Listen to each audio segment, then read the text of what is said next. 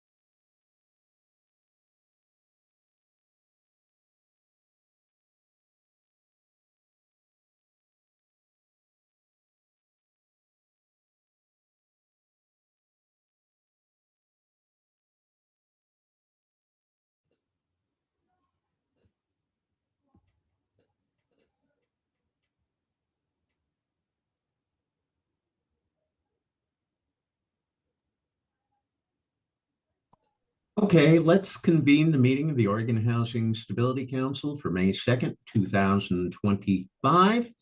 And first order of business would be a roll call of the members. Thank you, Chair Hall. Councilmember DeFantorum. Here. Councilmember Farrell. Here. Chair Hall. Here. Councilmember Rogers. Here.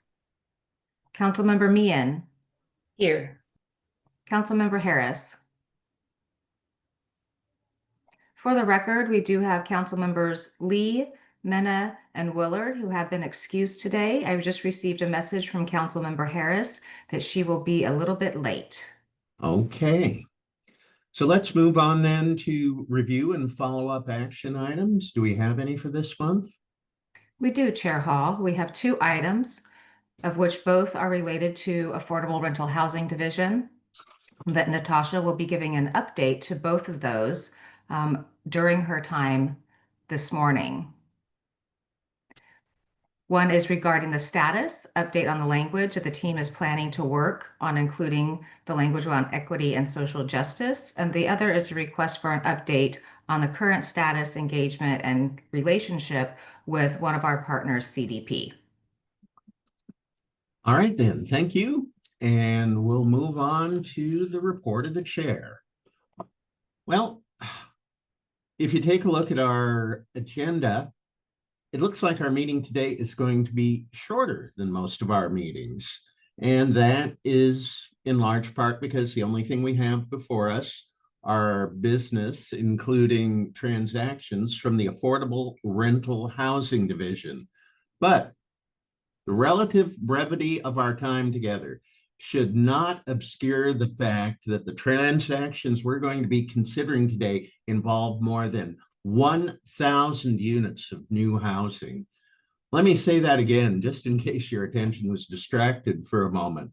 We're talking about 1,000 units of new housing, or to be a little more precise, 1,084, and all over this beautiful state. Lake Oswego, Corvallis, Portland, Cascade Locks, Bend, Seaside, Oregon City, Eugene. You know, every corner of our state, there are people who need the safety and stability that adequate housing brings. You know, we as the council and we as the state of Oregon have taken on a tremendous task. We are climbing a huge mountain, but we're doing it together. You know, sometimes it's 1 unit at a time, then sometimes it's 1,000 units at a time. But all working together, we are going to continue to whittle away at a deficit that's a result of years of neglect. We know that all Oregonians deserve an opportunity to grow and to thrive as individuals and families. No one gets left behind in that. Absolutely no one. Director Bell, your report. Well, thank you for that. And good morning, Chair Hall, members of the council. It's good to be with you. Good to see you this morning. I have a few things for you at the top. I will try to not belabor my comments. I don't want to stand in the way of the council and council business, but I have a few things for you at the top just to keep you apprised of several things that we have talked about in different fits and starts over the last several months. The first one is I want to provide just a very brief update related to a program that we had brought to the council several months ago, which was uniquely different than several of our other programs that I wanted to just continue to maintain visibility towards, which is the Moderate Income Revolving Loan Program. We had vibrant conversation about that. The program is in its first initial phase of implementation. Just to harken back to some of that initial context, the Moderate Income Revolving Loan Program, which lovingly has been known as the MERL program, but for the sake of this update, I will skip to keeping it. I will keep it to its true form and function. So the Moderate Income Housing Revolving Loan Program, it was established through legislation in 2024 session, more specifically, I believe through Senate Bill 1537. The council will recall it allocated $75 million in general funds. And the program in its entirety is intended to create and support the production of more housing across the state. So that includes very low, and then consistent with the name, moderate income housing production across the state, which means that it can serve households earning up to 120% or less of the area median income, which I think as the council is fully aware of, not only do we need volume of housing in all different shapes and sizes across the state, we also need it across income bands as well. And over the last couple of years, it has become increasingly important, not only that we have different tools and resources to equip partners and developers to deliver local housing progress within that local context, but also has really reinforced the importance of our partnerships with a local jurisdiction, which is the intended recipient and primary partner in this through the sponsoring jurisdiction, so cities and county. Through that $75 million in allocation from the legislature, there's about 2/3 of that that needs to be, there's a 2/3 utilization cap within the first couple of years, which means we are in phase one right now. And then over the next several months, early into the fall, we will plan to implement and work towards a phase two. We'll have more detail around this as we provide a session update, but there is an active bill that would propose to make some technical tweaks based on partner feedback. And so we'll continue to bring that to you as we bring session updates. But wanted to make sure, since it had been some time since the last time we had talked about that program, that we can give you just a brief update that we are in phase one implementation. We'll probably come back once the program is more active in its movement to share where we're at, what we're learning, similar to the form and function as we have with several other areas of implementation. Moving on to another line of business, which is the Oregon centralized application. So we have talked about this in great lengths over the last several months, and want to just offer the council a forecast and what they can expect over the next few months, particularly as we prepare for a legislatively adopted budget and prepare to implement those resources in the 25-27 biennium. So just by way of orientation, I won't get into all of the detail, but we have brought the council along with our journey with the Oregon centralized application. We talked a lot about the reason for needing to get rid of the prior competitive way of getting development resources out through the NOFA. We talked a lot about needing a process across the state that would allow for greater maneuverability, greater flexibility, but also just have a way of helping to support the broader goal of helping to get projects through the pipeline and get projects moving a little bit quicker across the state. So we brought the council along in terms of what we were proposing, what we were hearing from partners. We brought the council along in terms of implementation of that and what implementation involved in that. What were the standards? What were the processes going to be? We probably brought you more detail than we ever have before in terms of implementation, and rightfully so. As part of the work that we have done and have engaged the council in, we also talked about what we were planning to observe in the process, one, by way of it making sure that it's actually functional and getting projects through. At the current moment, we're continuing to have projects navigate through that process. As of right now, we have somewhere in the range of about $3 billion worth of projects that are in different phases of the Oregon centralized application process. We then forecasted for council that one of the main sort of milestones with ORCA that we were going to be leaning into, observing and learning a lot from, was then integrating tax credit resources for 4% and 9%, which is the product of what you'll see today. And that in and of itself is illuminating for us in terms of just where we need to continue to make certain adjustments along the way to ensure that that process, that functional way of being and getting projects moving through the process is continuing to meet the vast partner need, knowing that it's a new process and all of the sort of aches and pains and learnings. But for all of that to say, that process is stood up. We're continuing to navigate and prepare for the next set of legislative resources.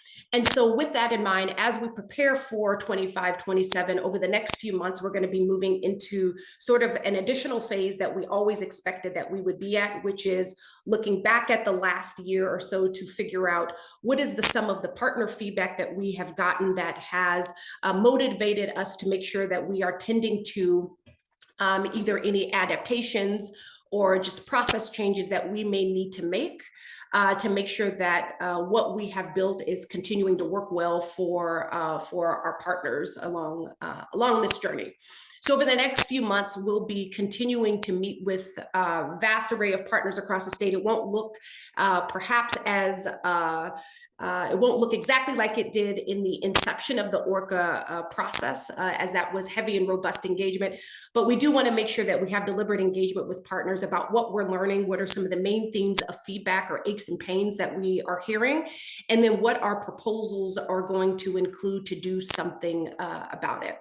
So between now and over the summer, we will be repurposing some of the time that we have with partners to talk through those proposals, to get a little bit more feedback around what folks might need from us, and then what people can expect so that we can continue to provide predictability and certainty, and then also just flexibility as well, particularly as the market continues to ebb and flow and we continue to observe different changes, some of which may be outside of our control. So over the next few months, that will be our primary focus, really is on partner engagement, and then also perhaps more one-on-one engagement for more areas of specificity or nuance that we need to tend to and want to make sure that we can be responsive to today. So I don't want to get too far out in advance of any of the updates that council will hear from today, but we have brought a deep level of engagement to council, and also know that's where we'll be headed over the next few months. That's what partners can expect from us, and we want to make sure that the council can have that forecast, and also know as we prepare for the next set of changes and tweaks, we'll bring that to council so that the council can be engaged in that visibility as well. Two more orders of business, similarly to operations. So the council, this might be asking you to rigorously jog your memory, but about a year ago, we had brought the council a conversation topic related to something that we don't spend a lot of time on, which is agency operations. Meaning we talk a lot about the resources that we're fighting for, what we're doing to get money out the door, all of which is incredibly important, and all of which hinges upon an effective and operational productive capacity of our organization.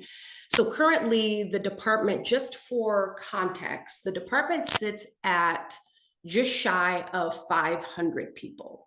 So categorically, as an executive branch agency, that means that we're considered to be about a medium-sized agency. The reason why I bring that up is because our budget is nowhere medium-sized for being a medium-sized agency, and that's important to know. And I won't attempt to do math on the spot, but if we look at our budget in comparison to our FTE ratio, so our full-time employee ratio, which includes tax credits, conduits, TBA budgeted amounts, we really have the budgetary authority of a much larger agency, which is a great place to be in. It is also commiserate with the reality that housing is one of the most pressing issues of our state. It is one of the most pressing issues that needs resolve, and it will shape the future of our state and the health of our people and the health of our communities.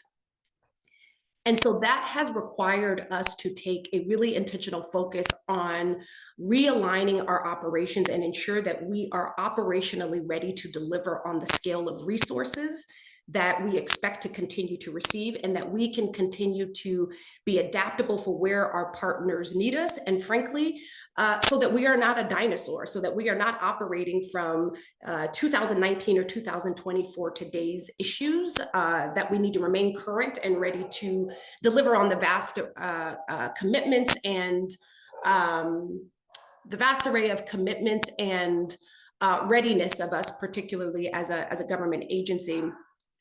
One of the areas of our division, one of the areas of the agency that has grown the most by far, in addition to affordable rental housing, is the housing stabilization division. So think of that as the community services arm of the agency, of the department.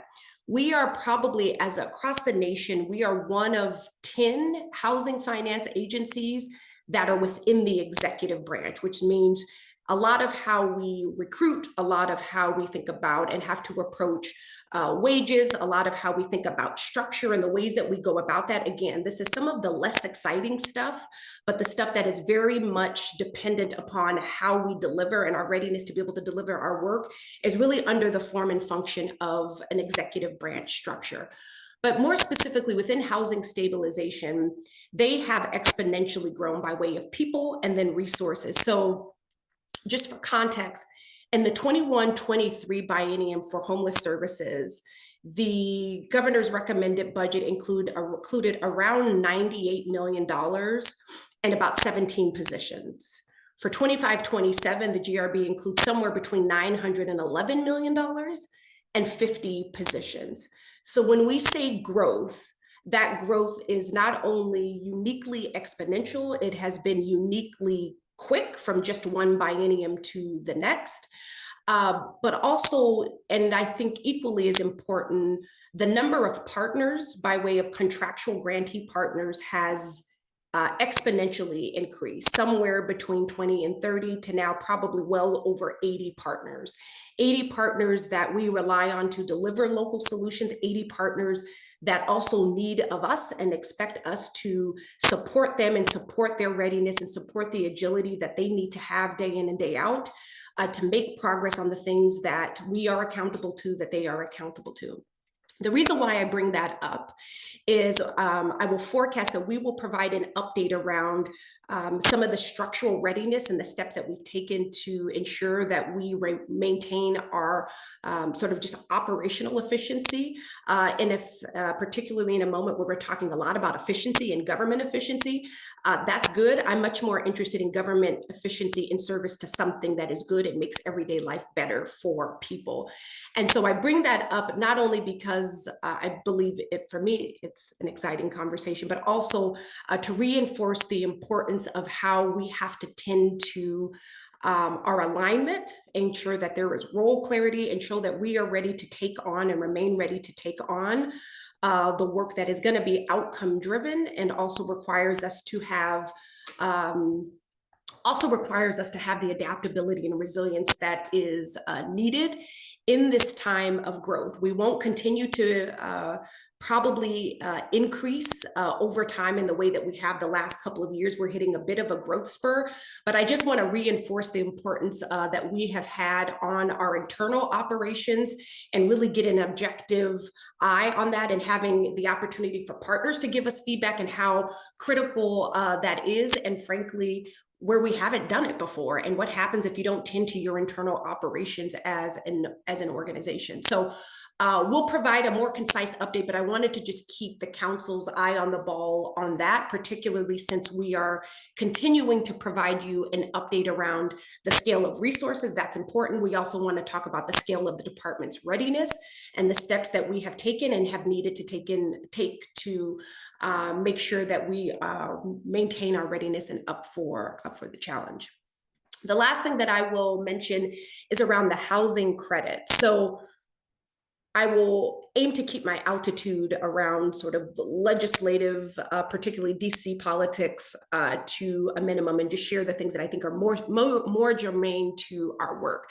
So as you know, we rely heavily here in Oregon and across the nation on the housing credit. We have talked a lot about how important it is to ensure that we can continue to expand resources for the housing credit. And in order for that to take place, we need federal action in order to do that.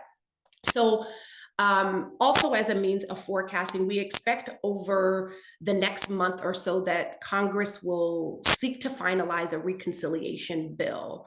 And within that reconciliation bill, we expect that it will carry major tax titles that will extend the Tax Cuts and the Job Act provisions and also make other tax changes. Our primary desired outcome remains unabated. So we need to see that tax bill contain expanded resources for the housing credit, and then also not eliminate or limit any of the tax exemption for PABs, for private activity bonds, which is one of the main revenues and driving forces that we rely on here in Oregon for housing production. So more specifically, we are looking for the housing credit to increase the authority of the 9% program, so reinstating that 12% cap increase.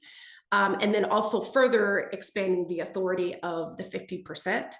As mentioned before, we want to continue to see a lowering of the bond financing threshold for the 4% housing credit, which is also known as that 50% test. And then I think the other part of it as well is our hope is that within those tax provisions that it provides a basis boost so that states can make financially feasible properties, particularly those in rural communities, for households that have extremely low incomes as well.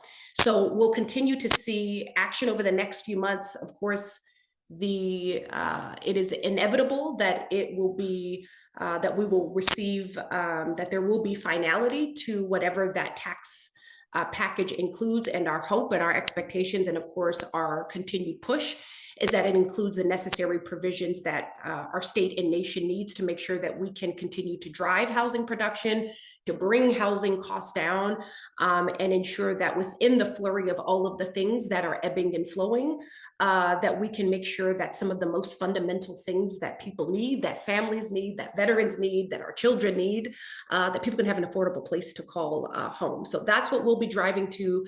And then also over the next few weeks, we'll see probably some more vigorous updates from me to the council so that the council can continue to track and keep an eye on that as well. So with that, Chair Hall, that concludes my updates. Unless there are questions or comments, I will turn it back over to you to get us into today's agenda.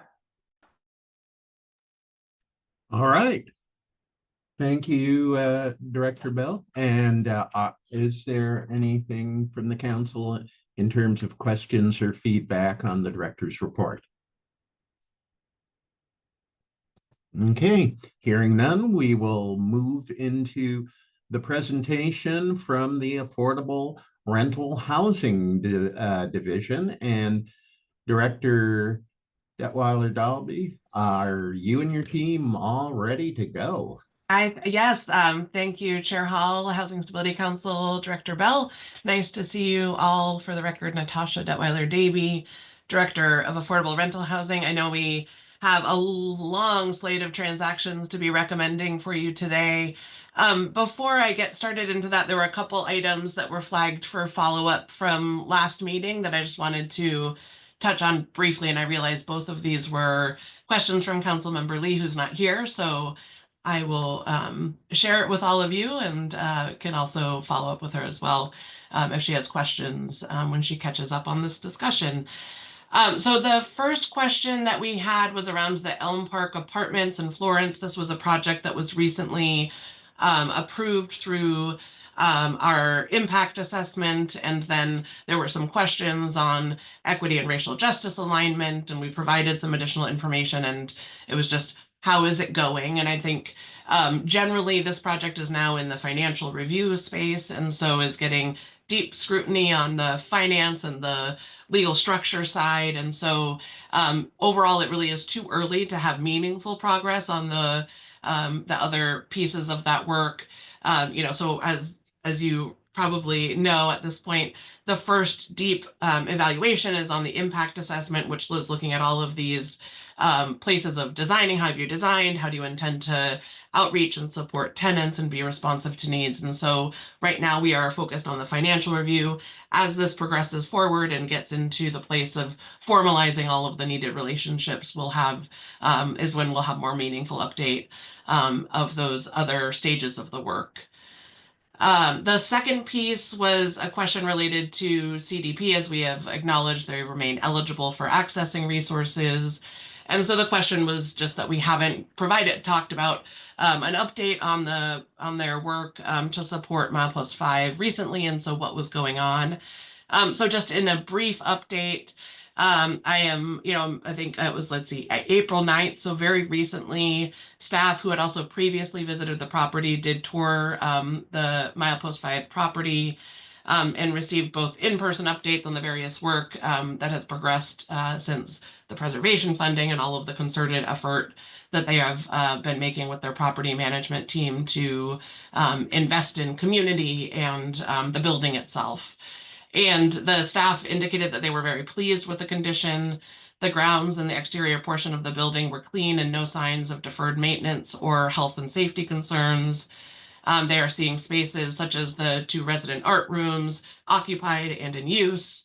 We did also invest in some critical supporting some of the broad rehab scope to address critical rehab needs, and we are seeing that work really progress meaningfully, if not complete. But so HVAC system updates have been made, fire safety improvements have been made and passed inspection.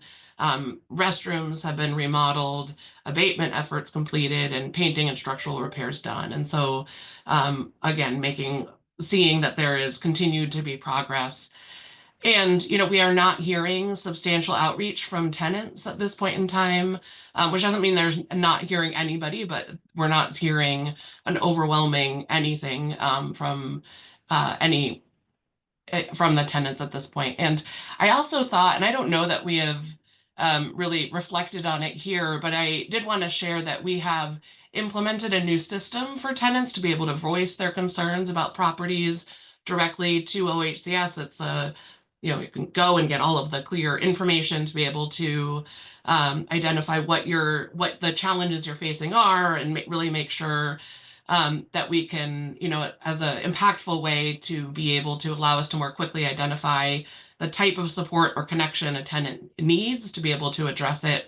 Sometimes we hear from tenants within our portfolio, and we also hear from residents who do not live in our state-funded properties, but we're able to connect them with the needed outside resources to be able to support that navigation. And so I'm trying to strengthen the places where we can have real visibility and clarity around those different pieces, and make sure that tenants don't need to understand all of the policies, regulations, and programs to be able to ask for help and get connected with the right resources. And so that's something we can, as the council is interested in what that looks like, we are, again, I'm thankful for all of the hard work to launch those systems and see that that is benefiting both our work and our responsiveness at the same time. And I think that was my follow-up on those two items, and then very excited today to be able to bring forward, as Chair Hall indicated, a tremendous pipeline here of properties, which I will reflect a little bit later on the ORCA and the impact of that work. But I think all of this, the recommendations today are really fruit of all of the incredibly hard labor of internals team, external participants, and all of the engagement and feedback. And I will move to that, although Councilmember Meehan, I did see your hand. Okay.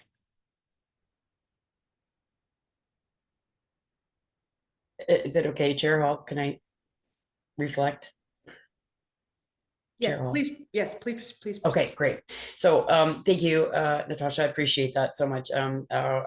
Many of you know that I do try to stay somewhat plugged into the CDP and Milepost 5 specifically because of all the issues that have come up. And so I do appreciate you sharing those details with us, and also a portal where tenants can share their issues and whatnot and be connected and work through that. There's been some limelight in the newspapers and things like that. And so just to hear that things are moving and that we are doing something progressive for answering structural and other issues with that unit, that building is really important, I think. And I appreciate you sharing that information with us.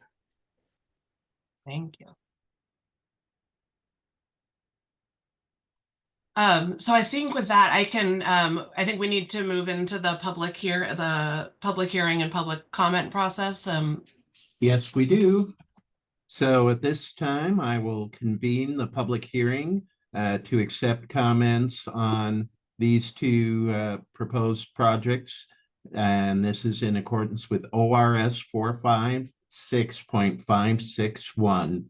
And my understanding. I guess, Chair Hall, I just want to indicate it's not just the first two projects, but it's the whole slate. The whole slate. Yes. Okay. Everything. It's a long list.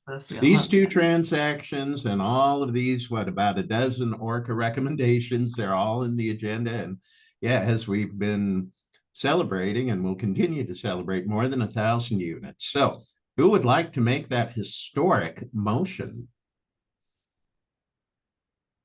I'll make that motion. First, for the Okay. record, Chair Hall, we just need to announce that no one has signed up for public testimony. Oh, that's today. right. Yeah. Um, Okay. Yeah. Nobody signed up for public testimony, so we will officially close the public hearing. And now we can go on to the vote. And I think I heard Mary Farrell first. Chair Hall, if I may, I know Yes, I'm being the wet Director Bell. blanket. I am Yeah, being the wet please. blanket this morning. I just want to triple check that there isn't anybody that hasn't signed up that might be Oh. on. And perhaps those checks and balances have been done, but just want to have an abundance of due diligence to the process here. Thank Okay. you. Yes, thank you, Director Bell. So if you are online, if you have testimony specific to any or all of these projects, please use the raise hand function. Right now, we'll hear from Councilmember DeFontorum.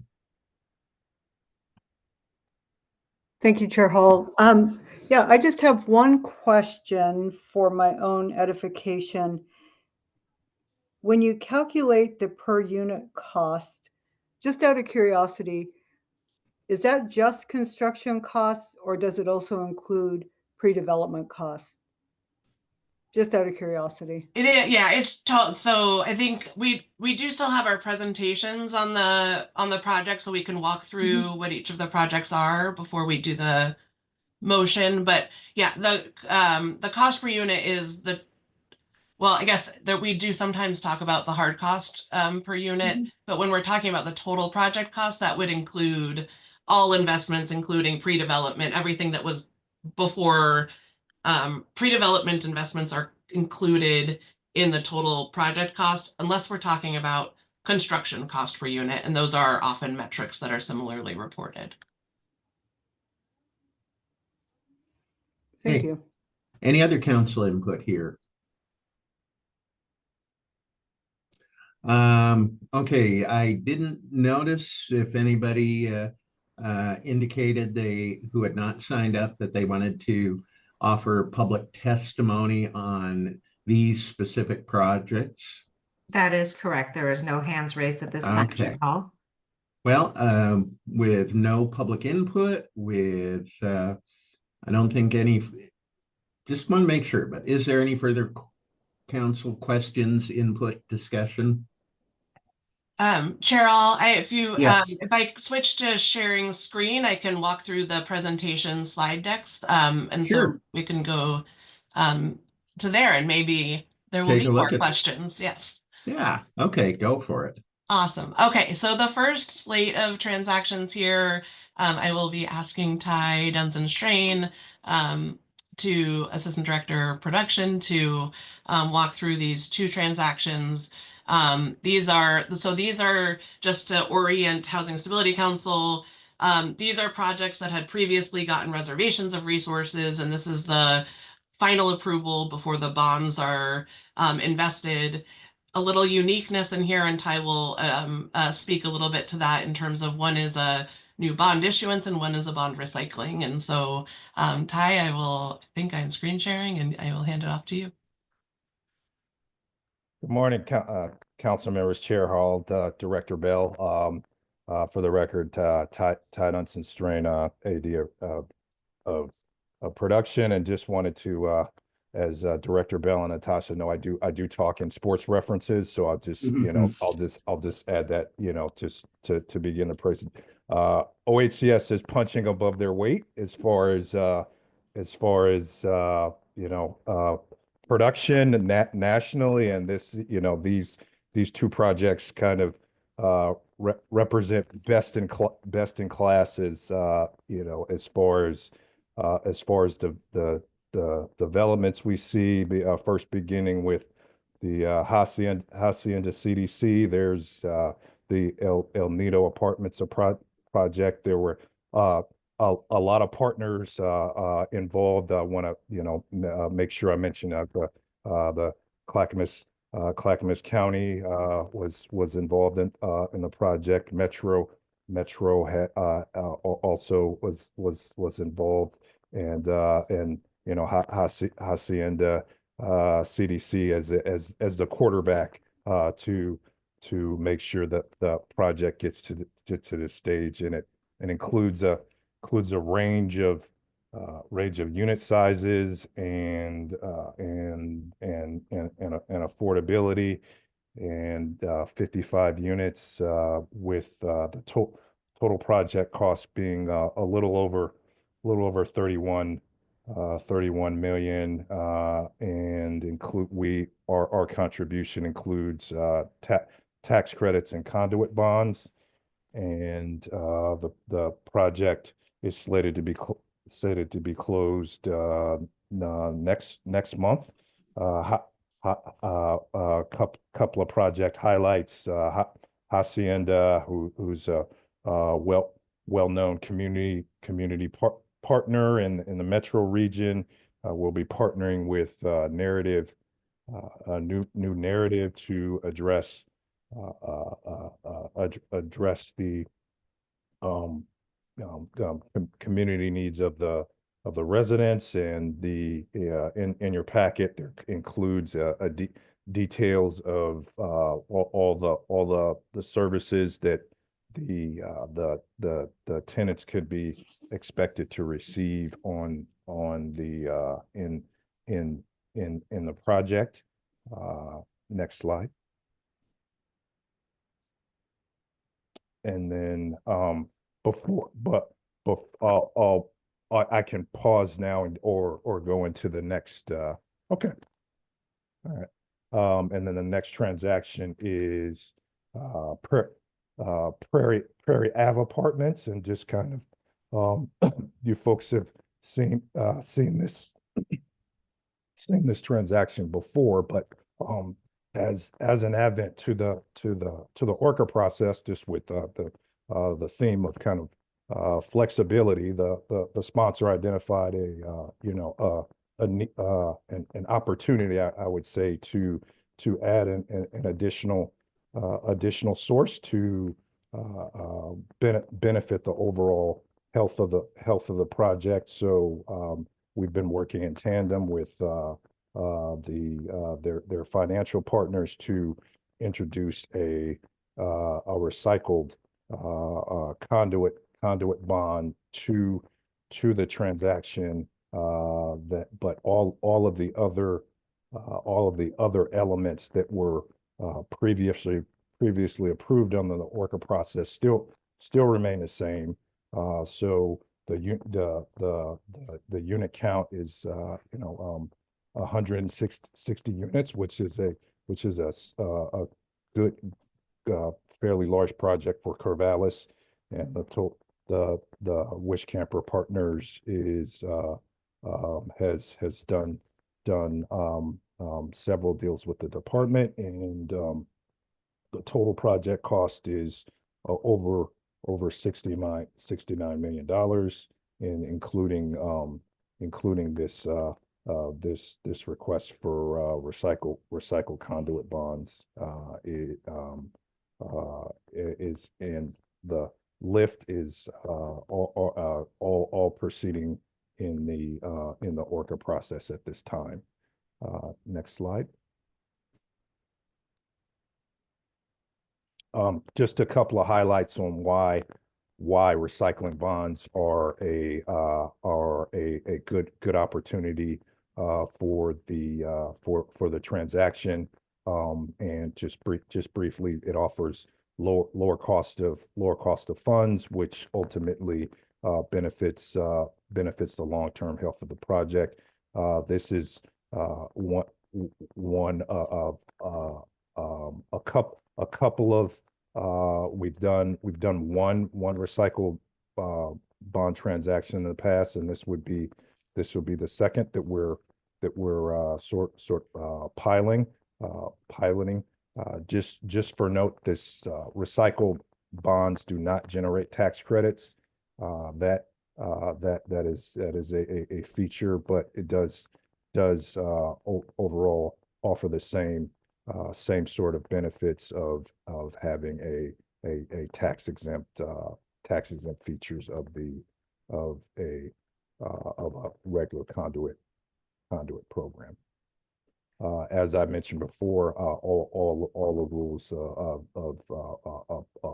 would apply to a normal conduit transaction. Other project highlights: the Wishcamper is actively engaged with cultural design consultants, and to make sure that the tenants, the project is built with the tenants in mind who are going to be living there, and they're also committed to reaching our MWSB participation goals as they work through the project. And next slide. So I'll open it up for questions on either of the transactions. Okay, Council, and we will start with Councilmember Meehan. Thank you, Ty. Thank you, Chair Hall. Appreciate the work that is being done and moving on building affordable housing across Oregon. My question is, or I don't know if it's a concern, but definitely wanted to know about when we're working. So we build the building and we establish some of this PSH and culturally directed type of atmosphere. Are we doing any follow-up to track how is it? How's it going? Or do we have any feedback on that?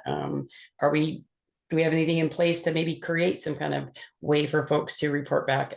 It's after the fact, after everything's built and all the structures are in place and the programs are in place. It's the after effect. Is it really working? That's so having that resident feedback. So I'm just kind of curious if there's some kind of system or something put up for that.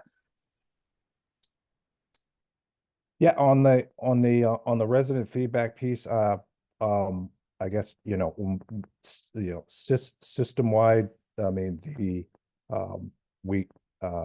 I guess Natasha and Roberta, I mean, we do have surveys in place, but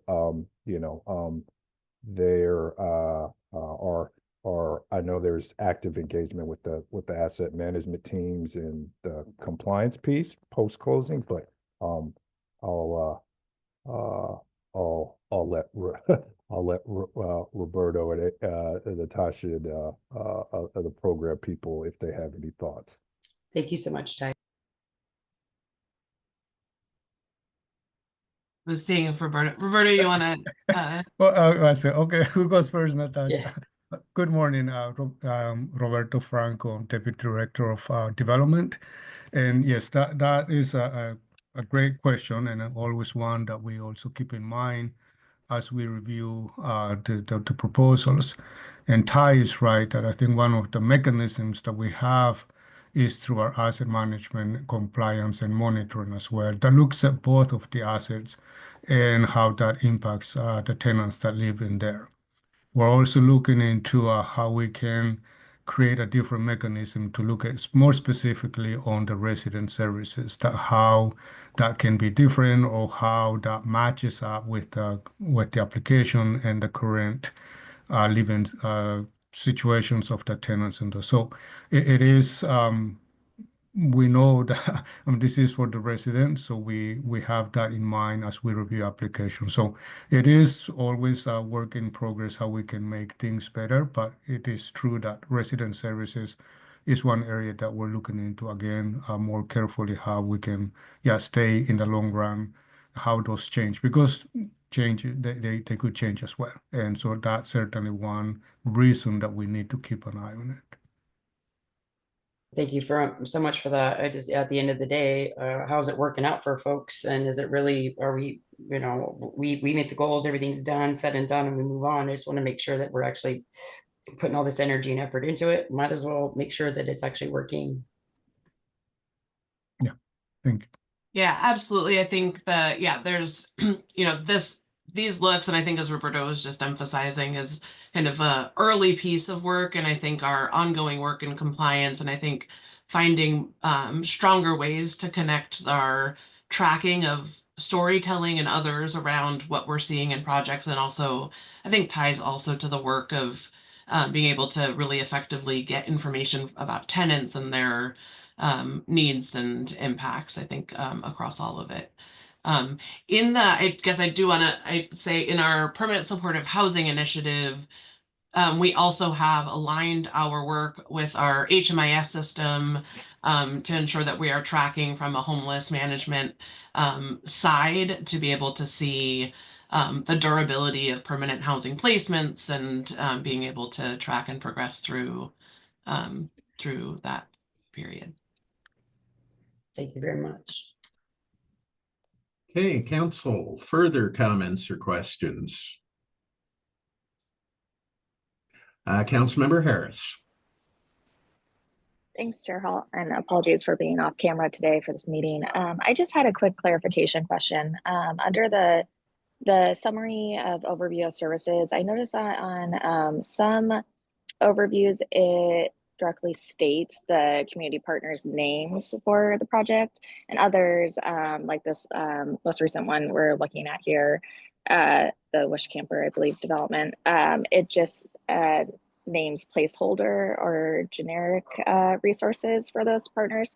I'm just wondering, for consistency's sake, is there a standard for identifying and actually including those partner names? Yeah, that's all. Yeah, Councilman Harris. I guess the standard, from, and I think you're referencing the cornerstone. Yeah, the standard is, if the partnership is still kind of in kind of negotiation, and they're at this stage of the of the process, we're I mean, the partner has been, the development team has been talking to kind of several partners, so they have one in mind. that they're talking to us. So they're just kind of fine tuning the details. They've mentioned they mentioned the name to us of Anthony Velez with Izzo's, who's they've told us that is going to be a partner. So we're just waiting on, you know, for that formalized agreement to take place. Cornerstone is named in the partnership. So they, you know, so though that, I guess that would be kind of the balance of the dynamics. Yeah, and I think generally, so they, you know, would require that there's MOUs in place. And I think what Ty is describing is where those, we need to translate from a memorandum of understanding to actually contracting the work, and that happens, that formalizing. And I think that there's probably different pieces. There are different projects are in different stages. Some of those partners are more intrinsically connected into the whole structure of the project versus contracted for bodies of work. And I think those ones that are more contracted for bodies of work gets formalized closer to when they would actually be delivering the services. And so that's probably it. And we can probably strengthen our consistency in how we speak to those status. Got it. That's helpful. Thank you. I think I just want to, from my own personal perspective, emphasize the importance of having community partners on in the pre-development process as early as possible. Yeah. So I think that at this stage, it would be great to name those, and, you know, more than just consultants, but actually a part or integrate into the project. But also, I was just wondering from just a consistency perspective. So thank you. That's helpful. Great, thank you.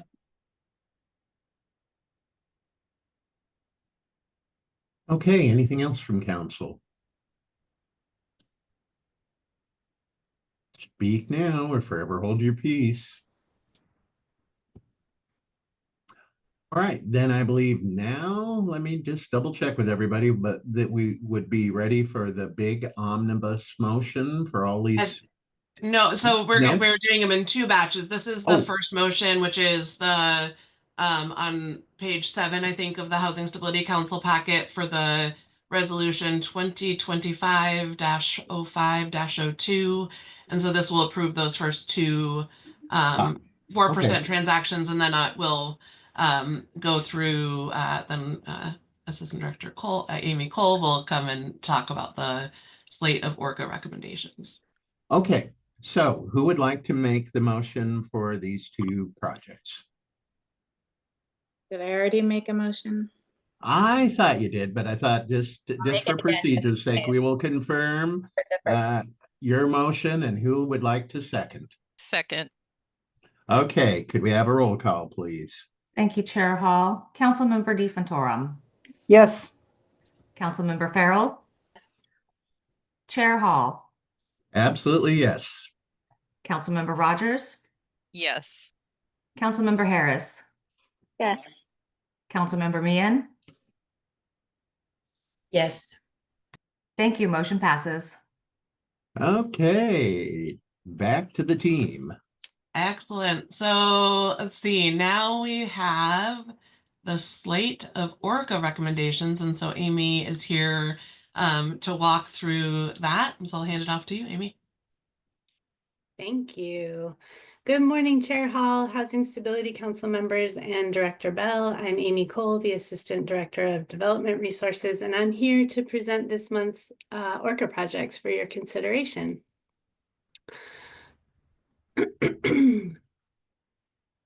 So just some snapshots, just a snapshot about some of the current statistics by applications that are currently in the impact assessment step of the ORCA. So this is a point in time snapshot. So we have 9 projects currently in impact assessment under review, 87 projects in total in the impact assessment step.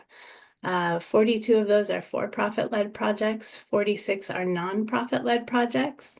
There are 7 housing authority led projects and 1 tribal led project. Next slide, thank you.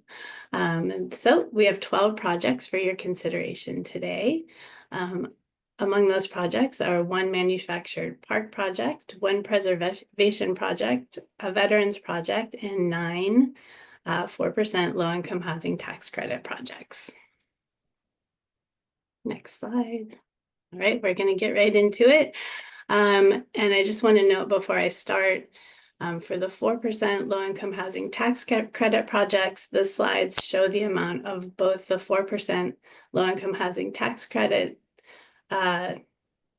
required for the project, as well as the private activity bond request. Also, private activity bonds are also known as PAB. However, we're not considering those for approval today. Today, we're just talking about the gap resources for the projects. The projects will come back at a later date to Housing Stability Council for approval of the private activity bonds.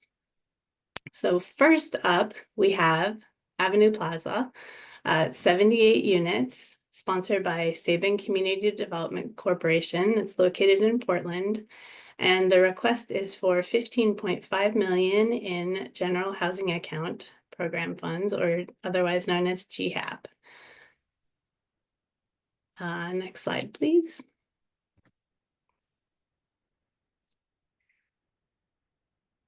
Okay, Sabin CDC is a culturally specific organization. According to their application, their culturally responsive efforts have achieved resident demographics that counters impacts of gentrification that have occurred since the 1990s. Marketing and outreach for this specific project will include historically impacted communities, including Asian, Hawaiian, Native Hawaiian, Pacific Islander, Native American, and Alaska Native populations. Next slide, thank you. All right, next project is a preservation of a manufactured home park, Colorado Lake Cooperative. This is 45 spaces. It is owned by Colorado Lake Cooperative, located in Corvallis. And the request is for $3 million in the preservation of manufactured dwelling park funds. Next slide. Preserving this park and restricting the project, at least 60% of the units at 80% AMI will preserve naturally occurring affordable housing in Corvallis for the next 60 years.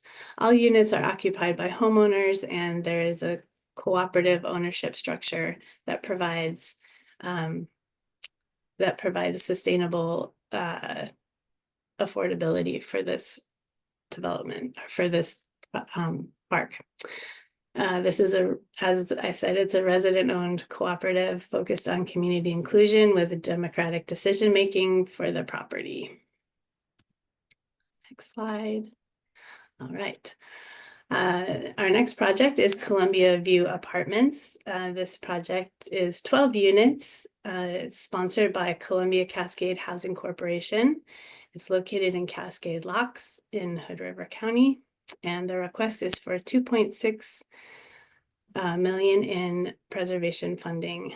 So this project might look a little familiar. It was presented to Housing Stability Council and approved for funding in December 2024. In the financial eligibility step of the ORCA, the project discovered it needed additional funding, and it's being presented today for approval of the updated amount of funding needed for the project. All right. Columbia Cascade Housing conducts ongoing examination of policies and practices in order to advance equity and inclusion to community members who are marginalized. Staff are reflective of the diverse communities served, and the organization prioritizes hiring bilingual and bicultural staff. Culturally responsive partners for this development include Nichiwana Housing and The Next Door. Okay. Easton Village is 128 units, or will be 128 units. It's sponsored by United Housing Partners, and Latino Community Association. It's located in Bend and has a request for $18.7 million in lift. Next slide. The Latino Community Association promotes racial justice in Central Oregon by empowering communities to understand their rights and creating opportunities to advance their standing and stature. All leasing documents and outreach materials will be available in Spanish and English, which are the two primary languages listed in the Affirmative Fair Housing Marketing Plan for the project. LCA is planning to do outreach to increase application from Bend's non-English speaking populations. Our next project is Gresham Civic Station. It's 60 units, sponsored by Home Forward and located in Gresham. The request is for $11,858,250 in lift. Next slide, thank you. Home Forward anticipates serving a diverse tenant population, including communities where the primary languages spoken are English, Spanish, Vietnamese, Russian, Somali, and Chinese, both Mandarin and Cantonese. To ensure accessibility and inclusivity, all lease-up documents and outreach materials, anything tenant-facing, will be translated. ERCO will provide on-site resident services, which the resident services coordinator will offer tailored case management, tenant education, employment support, and community building activities for tenants. All right, Jami Court is 96 units, sponsored by Community Partners for Affordable Housing.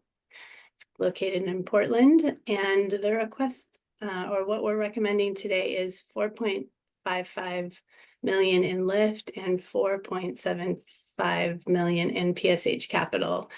This project includes 19 units of permanent supportive housing.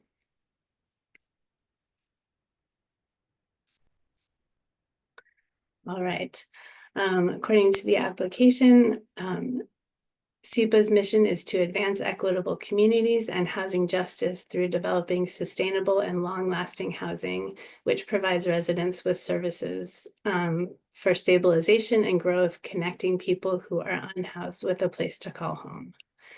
Materials for this project have been translated into Swahili, Arabic, and Spanish. Partnerships include Urban League of Portland for PSH units and Hockey to provide culturally specific services to tenants. All right. The next project is called Pacifica.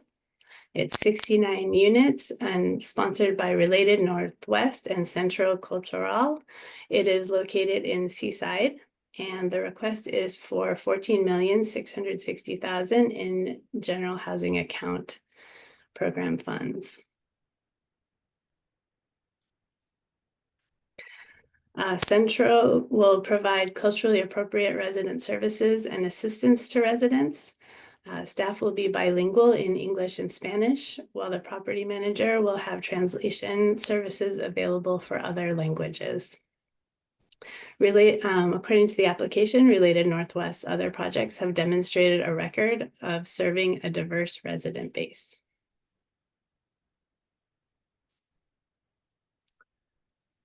Okay, we're getting through our really wonderful slate of projects this morning. Park Place is 200 units. It's sponsored by Housing Authority of Clackamas County. It's located in Oregon City, and the request is for $36 million in lift.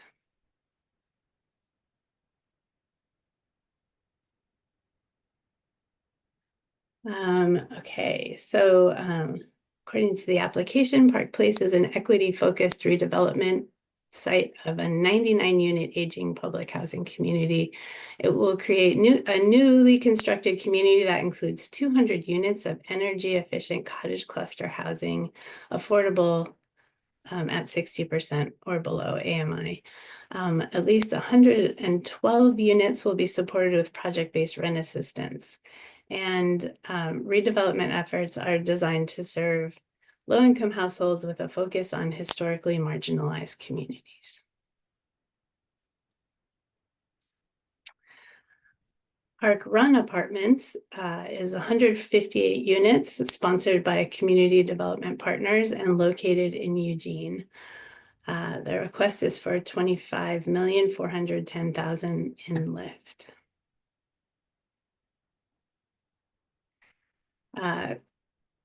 At this project, Cornerstone Community Services will offer culturally competent resident services. Staff are trained to serve diverse populations, including Spanish and Somali speakers, with bilingual peer support specialists providing additional support.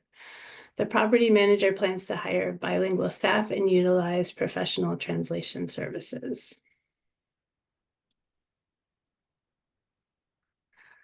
Paul Edwards Building is 22 units. It's sponsored by Do Good Multnomah and is located in Portland. And the request for this project is for $6,520,000 in Veterans GHAP funding. This project was funded through a NOFA in 2023.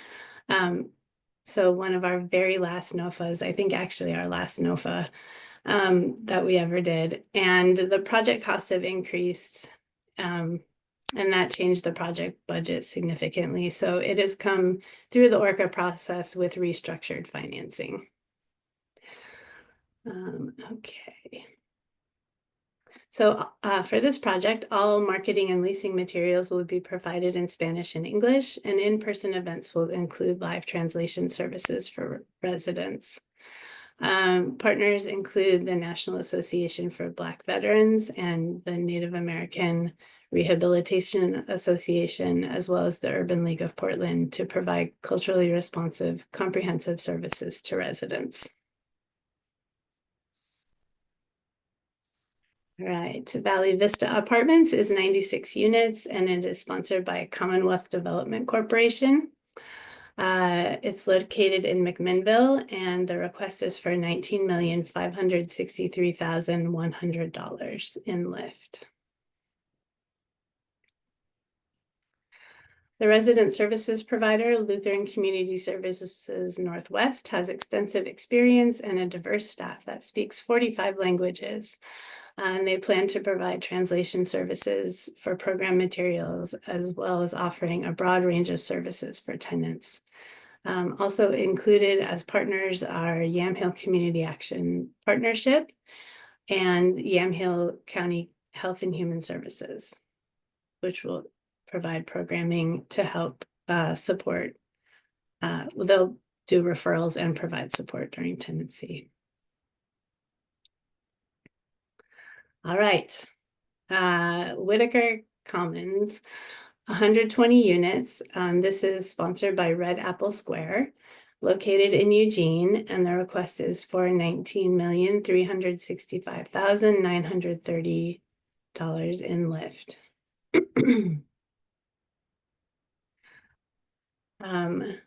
Partnerships with for this development, there are partnerships with culturally specific workforce organizations to prioritize MWESB contracting. They have an MOUs with the National Association of Minority Contractors and Oregon Blacks for Youth and Families to advance goals. They are partnering. There is a partnership between community management, resident services, and community organizations to focus on initial lease-up efforts for underrepresented communities of color. All right, and with that, we have come to the end of our presentation about the projects, but so now we're at the part where I talk a little bit about what happens if these projects are approved for funding today. The projects will receive a letter of intent from OHCS, and we'll move forward to the financial eligibility step of the ORCA. Projects will have 6 months to complete the requirements of this step and then move to the commitment step. In financial eligibility, a detailed development budget and pro forma will be closely analyzed by the production team to ensure that the project meets financial and underwriting standards, and to ensure that projects are leveraging debt and other resources that justify and support the state's investment. The final award for each project will be arrived at through the underwriting process in the financial eligibility step. All right. So now we have come to the discussion and question part of the presentation, and happy to answer. Councilmember Rogers, you're up first. Thank you, Chair Hall, and thank you, Natasha and Amy, for all your hard work. I also want to reiterate that this is just fantastic, all these units and projects going through the process. One of the things I'm curious about, and I don't remember which project it is where you said it was the last NOFA, and that now they've gone through the ORCA process. I'm just curious if they had any comments to tell you about what it was like doing the NOFA as opposed to going through the ORCA process. Oh, that's a great question. I don't have that information with me right now, but we can definitely reach out and ask them. That would be no problem at all. Yeah, I also think I'm gonna, after the project side conversation, I'll talk a little bit about ORCA kind of reflections and the information in the packet. So maybe I can generalize some thoughts around that in a minute as well to help. Okay, yeah, that would be helpful. Yeah. And then the other thing I'd like to comment on is having some resources deployed to preserving manufactured homes. I think that is remarkable and also important. And again, just want to say I like the fact that these projects are all across our state. And also education to me or for others who are listening is everybody needs a safe place to stay. And you think, oh, Lake Oswego, they don't have anyone, but here we are putting a project there. So just wanted to highlight that. So thank you for your work. Absolutely. And I think it's incredibly exciting to see the geographic distribution and really thoughtful projects that have come through ORCA. Councilmember DeFontorum. Thank you, Chair Hall.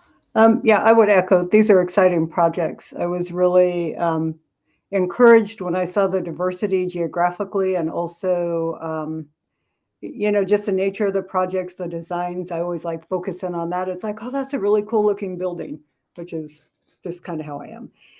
So my question is, and it kind of tags on to what came up earlier around resident services. When we look at these, there are a lot of what I view as kind of like aspirational goals around serving certain communities and hiring like culturally specific staff. Do we have a metric for that? Are we tracking it? I know we do with contracting and the contracting goals. I'm curious if we do around like resident services. Are we really approving projects where people are serving who they said they were going to serve? Are they meeting the goals that they outline in these applications? Which that might be a little bit in the weeds for the data that's collected, but for my own curiosity, do we track that?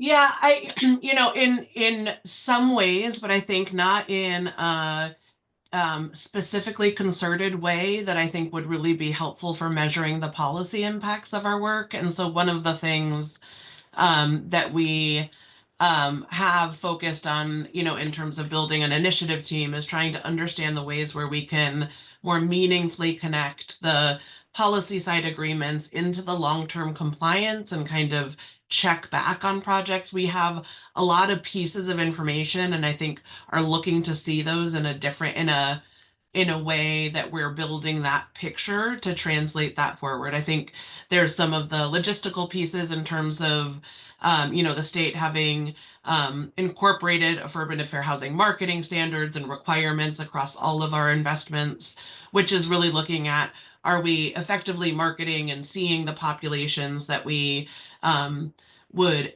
imagine should be there, seeing, if we're looking at historically underserved communities, but also our project demographic reflecting their community, either locally or regionally, and being able to do more of that in-depth analysis. But generally, where we are putting projects together and there is a requirement for services and structures, we know that those things continue to exist, but I think measuring how is a place where we're looking to make some strides in the next and as we move forward there, I think those are laying seeds of strategies which will become far more operational in the future. But I think as we have those, it would be helpful, and I'll make sure that we're bringing those back as an ongoing conversation.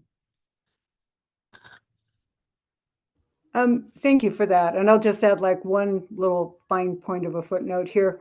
I will say my experience in these types of projects is that sometimes the aspiration and the reality don't match. Like when somebody says, well, we're going to hire a, culturally relevant service provider.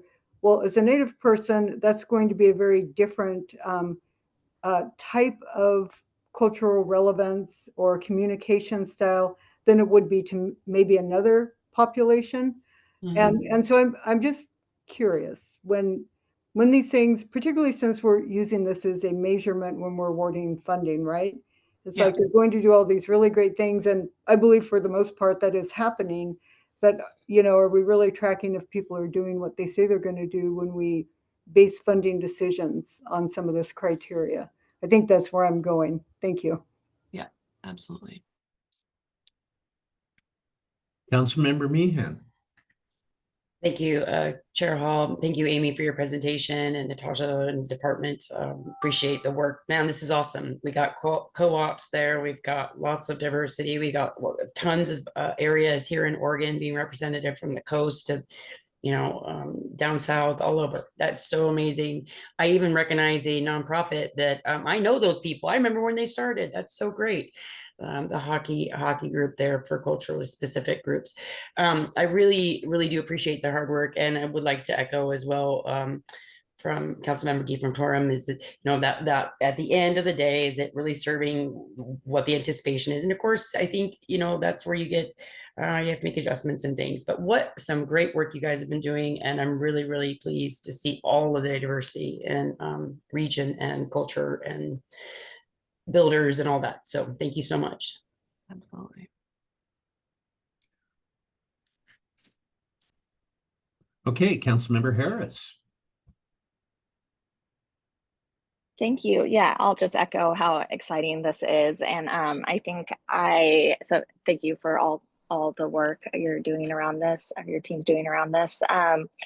I just am going to say, I guess, on the theme of tracking, and ask about the tracking of these projects through lease-up, and then occupancy rates or vacancy rates over the first couple of years of the project. I continue to hear, and I don't have any specific data on hand to cite right now, but some difficulties with occupancy of 60% AMI projects, specifically in the Portland or metro area. And so I think that there's an opportunity with looking at projects at this stage to kind of reroute or provide recommendations for the specific population they're serving through, or these projects are serving, and the specific AMI, target AMI. So wondering if anybody can speak to that a bit.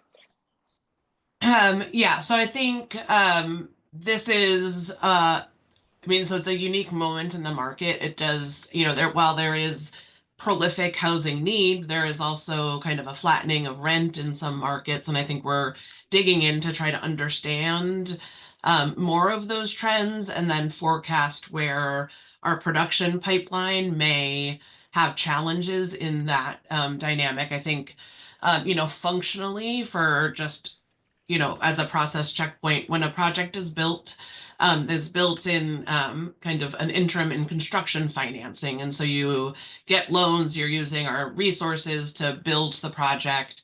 And then it needs to get occupied, and then it needs to reach stability, which is tracking that there are tenants in the property and they are all paying rent and able to demonstrate to their, their permanent financer, the permanent loan side, that they'll be able to, pay their monthly mortgage. And I think that is, so there is really acute tracking of that process and that translation, I think, from that place of getting to stabilization, where it really remains connected with our production side so that we are, actively engaged in and focusing in on places where there are issues and challenges that need any kind of specific navigation, and if we have any ways to support that. And I think, from a, being responsive in the moment to the things that we are seeing and experiencing, I think that is an active conversation at this moment, in particular with the production team, and looking at with our other public funders on how those dynamics are already impacting projects and how we want to be being thoughtful about future. I think none of those trends negate the need for the housing. It's really a challenge of folks having sufficient income to, and so I think it's a symptom of something that is all, that every different industry pieces and sector is experiencing, where costs of living have increased and the incomes have not correspondingly. And so finding those places where we need to focus on serving lower income households or with lower rent payments is likely part of the occupancy challenges that those initial projects are facing upon implementation. And Councilmember Harris, if I may, this is slightly abstract right now, but I presume that it will be less abstract in the near future.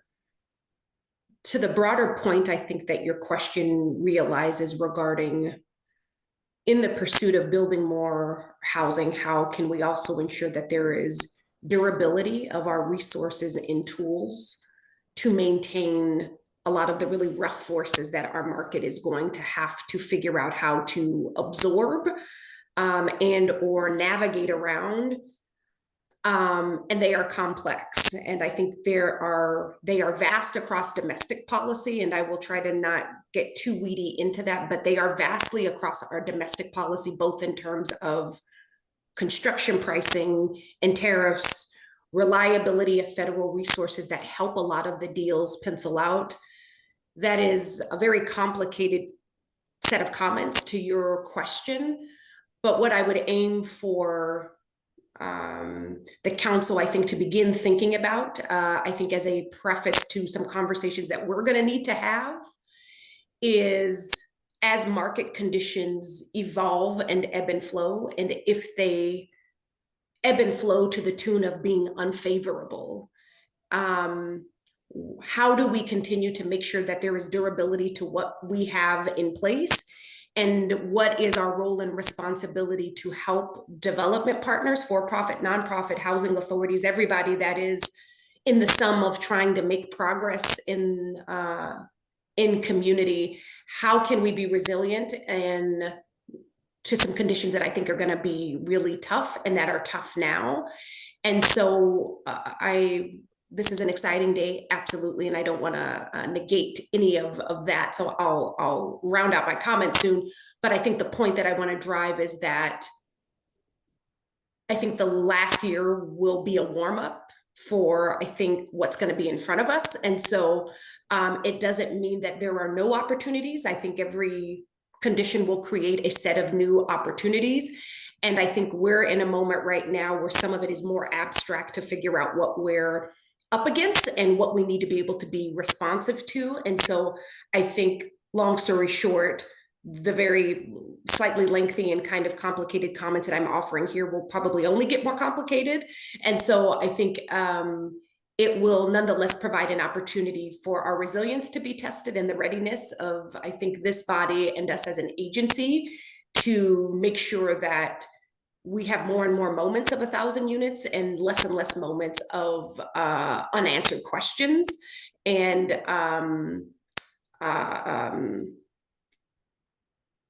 a pondering of reliability in places where that reliability might be frail.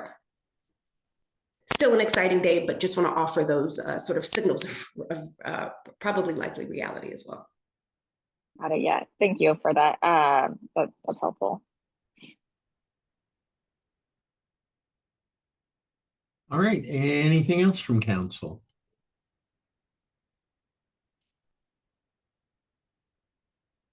Anything else? Okay, then I believe we are now ready to move to a vote, right? Okay.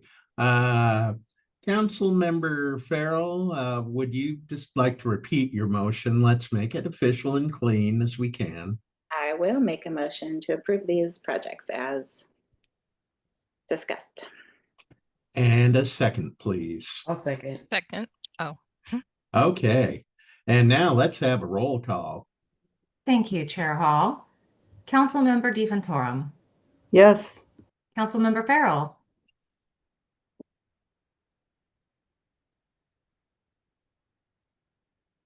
Yes, sorry. Oh, thank you.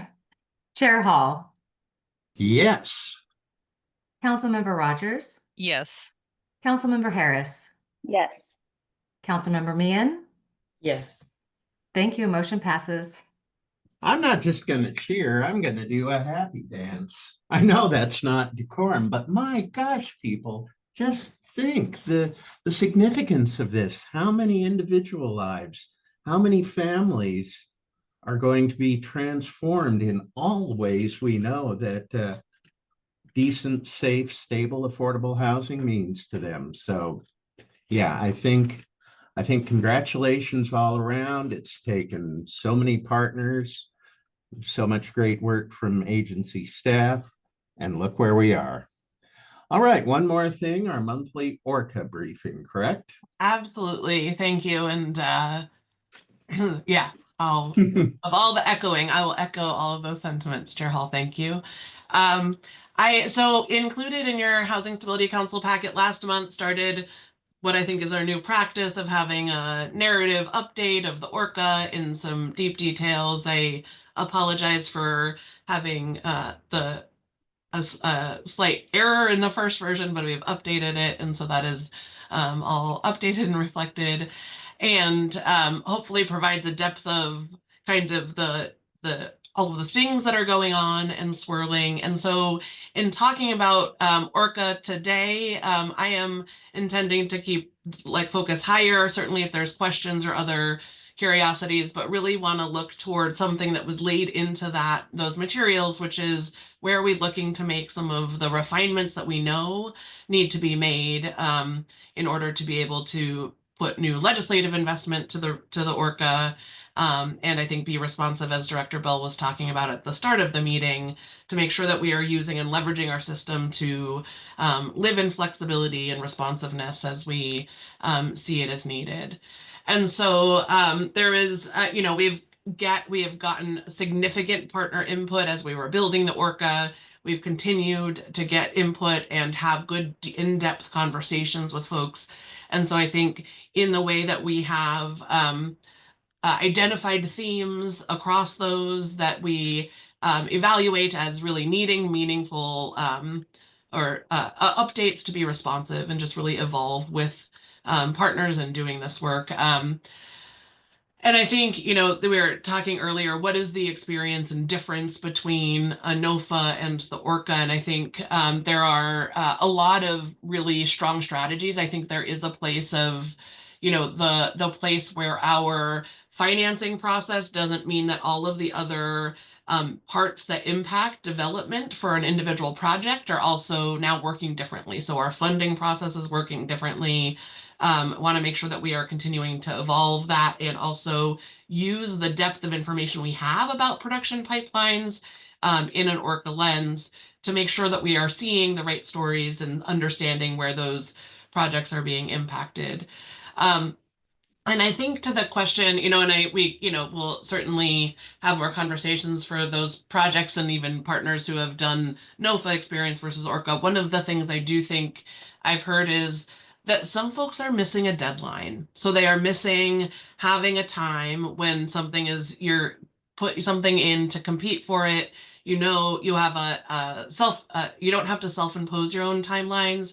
In the ORCA, you have to self-impose. You're deciding, our aim is for projects to do their work and reach out and bring the information into the ORCA when the project is ready. And I think from that adaptive place of change, some organizations, I think, we're feeling, oh, wait, if I don't have it's due in November, I need to prioritize my own work differently. And that is, I think, a shift and change that will take some time. I think at the same time, we have also seen very clearly how we can move our evaluation much faster. Projects who are ready to sprint as soon as they have our letter of intent coming out of Housing Stability Council will sprint. You saw 9 projects that you just approved that are intending to use 4% tax credit leverage, and those were all projects that will have indicated that they are ready to be able to financially close and begin construction this year. And so that is a level of focus on swiftness and readiness that a NOFA would never have been able to provide, given the duration that all of those have needed to shift. And so I think that's some of that experience side. And I think all of these captured experiences, as we kind of round up around them and try to identify what of the themes is where we're going to be making some of the needed refinements that we see so that we can swiftly make implementation. So I think there's a few of those ideas listed here. When we were at the start of this year, when we were formalizing adding tax credits into the ORCA and the update of the qualified allocation plan, we had talked about our culturally specific organization set aside, which is currently a culturally specific organization set aside, and rural development and rural communities with nonprofits, and how we were seeking to make some refinements of that, but also feeling like we needed to have a broader perspective on rural and make sure that we had a really concerted rural strategy. So that is certainly a piece of what we intend to address as we do this mid-year update.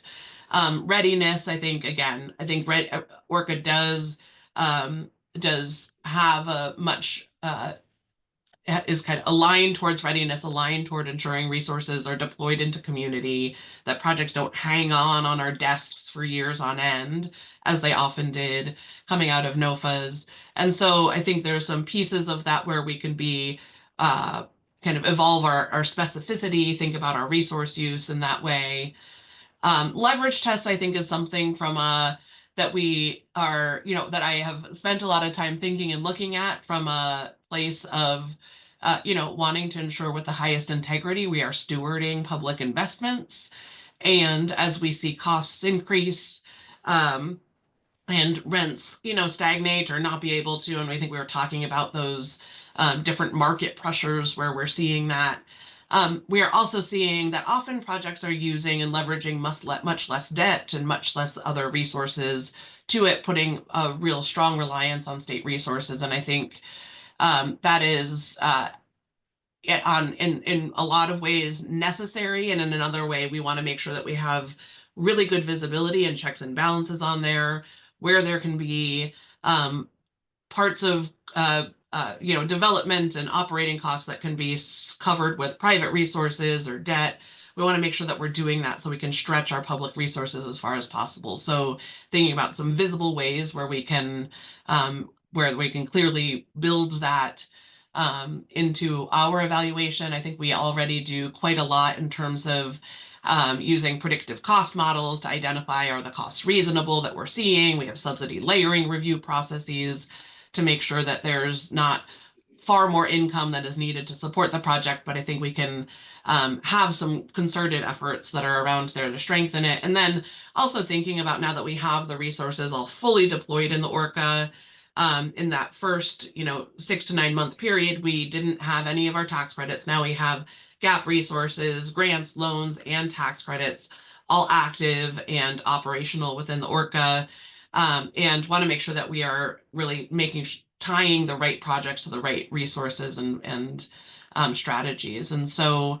our goal is also, though, to make sure that we are able to leverage the ORCA to be able to implement new legislative investment. So our strategy, as Director Bell talked about, will be really focused engagement. So not broad, let's talk about everything, but in this moment in time, let's talk about these critical areas and engage with subject matter experts so that we can really build that emphatic case with them in mind. And then so looking forward, legislative session is active and underway, and there are many different bills and potential investments to support affordable rental housing development. This is a good look over some of them. And that legislative session will wrap up towards the end of June, when we will know the resources we will have and what we and be able to make some decisions about where we are implementing them and where we are deploying resources. And I think some of these would be new efforts and new programs that have a stand-up effort, but where we have the ability to just go to our existing wait lists of projects who say that they are ready, they want to move forward. So when we have resources, we will be able to put them to that project. And so in terms of a roadmap or a road river for the process, right now you just approved a slate of the 4% transactions using 2025 private activity bonds. The 9% applications for the 9% tax credit have been submitted, and that evaluation is underway, and anticipate bringing those recommendations to the June meeting.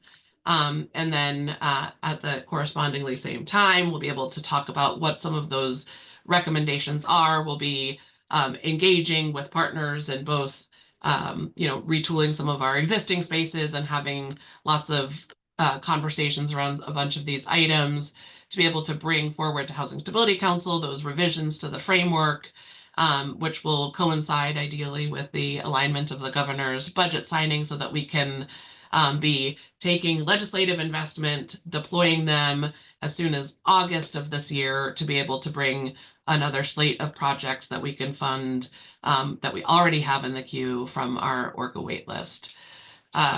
And I guess as a point of comparison, for those, I realize that this is not everybody's daily work, but previously when legislative session would close, we would have about a 6-month period where we would take that slate of resources, we would talk with Housing Stability Council, identify where do we want to focus these different types of resources, what types of NOFAs do we need to do, and then we would go through the work of creating a framework for each of those different NOFAs, and then 6 to 9 months later, you would see those offerings out on the street.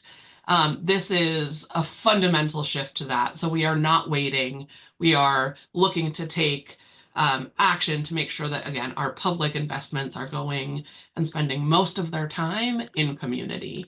And there will be some things that take a little, take some of that planning time when it is our first time doing it. And there's some of these new statutes and new programs that are currently being contemplated by the legislature, which are all great tools and new strategies to be able to, and kind of focused resources to add into our funding stack. And but we don't need to wait on everything. And so wanting to make sure that we're doing all of that with real intentionality and effort. And so that's really what I intended to share today. Certainly open to any questions or curiosity about that, or the information in the Housing Stability Council packet as you might have questions.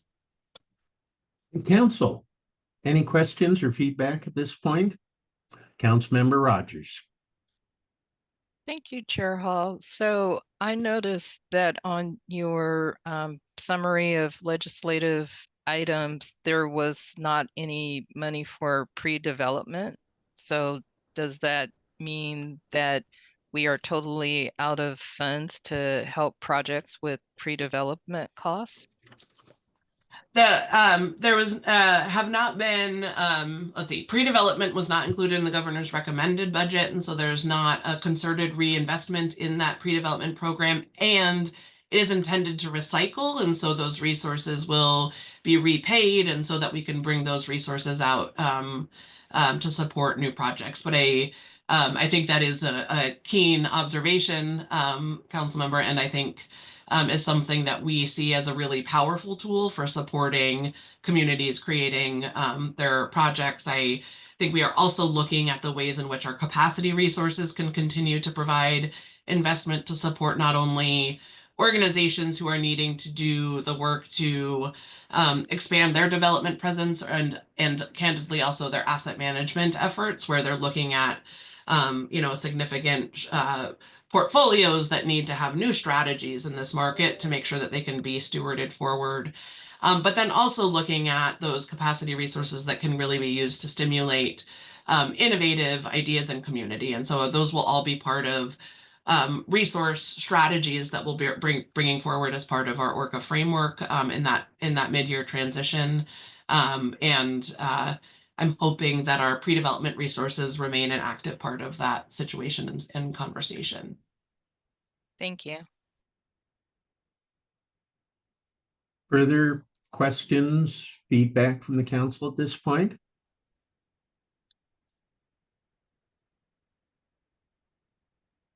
All right, any final thoughts, Director? No final thoughts. I think when the chair offers a dance during the public meeting, I think there's nothing else to say. So I think I will leave it at that and yield back. Well, I did that in my office once before, although there wasn't a camera watching me. It was right after I received the call in 2018, encouraging me to apply for a position on this council. So I guess it's tradition. Well, again, thanks to everybody who made this magnificent historic day possible.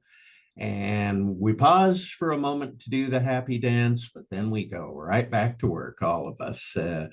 So thank you all. Have a great month of May, and we'll see you at the beginning of June. Bye.